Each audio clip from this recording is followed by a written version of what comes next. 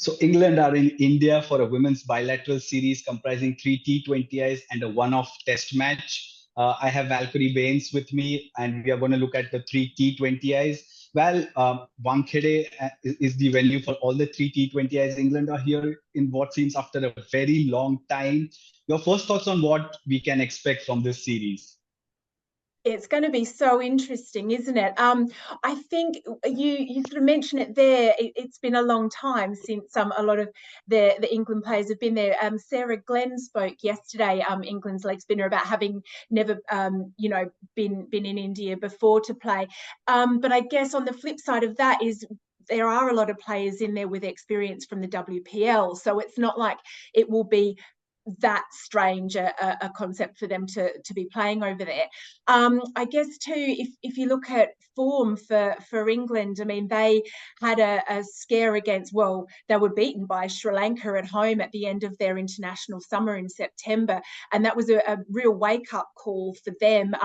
John Lewis, the head coach, had identified a weakness batting against spin, took a group out in around October time to get used to the conditions in India and playing against spin bowling there. So I think this series is going to be the first test of any inroads they've made on that.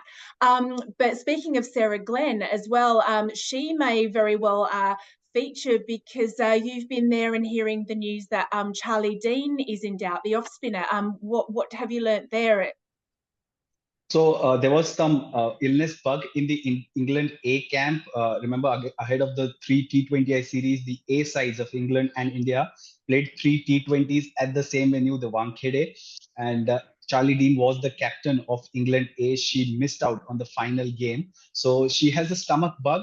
And Heather Knight, on the eve of the first T20I, said that she is a doubtful starter for the opening match. So that kind of shakes up England's spin department, because she's one of the vital cogs. If you look at that England 11 in limited overs fixtures, how big is this a blow, you think? Yeah, it's quite important, because with Sophie Ecclestone, as you mentioned, she's coming back from shoulder surgery, and we haven't had a clear indication that she's going to play for certain. It sounds like the bowling's okay. It's just getting that confidence in the shoulder after having a dislocation, quite a significant injury. I guess they've got Alice Capsey with her part-time spin, and I know that during that Sri Lanka series, John Lewis had been saying he was quite keen to get Alice Capsey bowling some more. He really rated her spin bowling, so she might come to the fore a little bit more if needed, if they've got a little bit of a hole there. Interesting you talk about these team combinations, because India have a refreshing kind of approach, I think. Look at that squad of 16, and there are these new names that you spot. There's a Shreyanka Patil, there's a Mannat Kashyap, there's Titash Sadhu, who was, of course, part of the Asian Games. So we are almost seeing the positive effects of the WPL, and also how quickly that people are transitioning from the India under 19s as well. So it's a refreshing approach that India have taken. Very little, safety first approach that they tend to go. I'm very keen to see what 11 they field with, because traditionally we've seen India rely a lot on spin. Whether they go with two or three seamers remains to be seen, because Pooja Vastrakar is one who can bowl seam. Renuka Thakur returns from the stress fracture that she faced during the WPL, and there's also Titash Sadhu and Amanjot Kaur.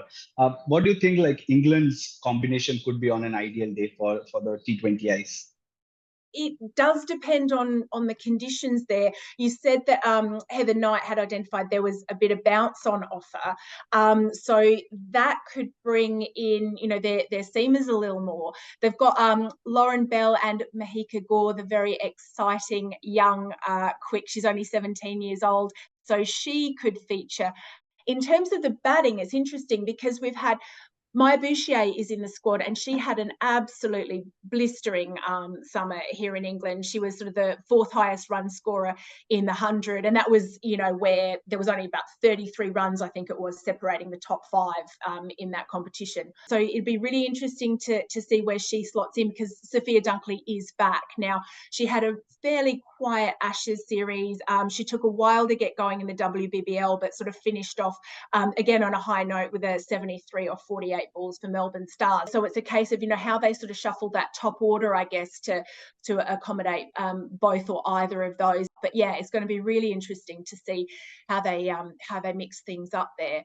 One thing I was going to ask you about was where you think India are going to get their lower order sort of firepower. Where do you see those runs coming from for India? So I have my eyes on two players, which I'm gonna go for my key picks for players to watch out for, and those for me add the firepower down the order.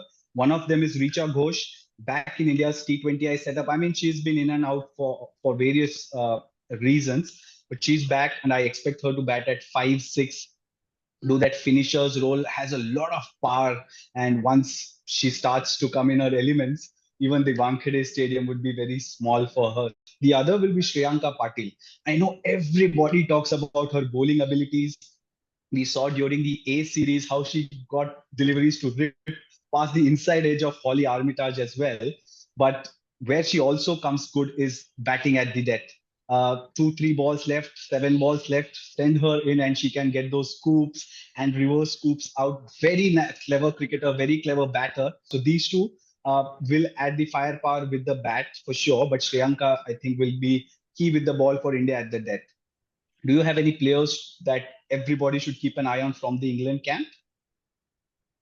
Yeah, so it's an interesting one. I'm really interested to see how Sophia Dunkley comes back after that sort of quiet Ashes summer. I mean, she's sort of you know, back and says that she's feeling like she's got a new lease of life, having had a little bit of a break during that Sri Lanka series. I'd be interested to see how she comes back. But again, I think Maya Bouchier is really exciting. So it'd be really great to see how she performs out there. So yeah, I'm interested to see how those top order batters perform, I think.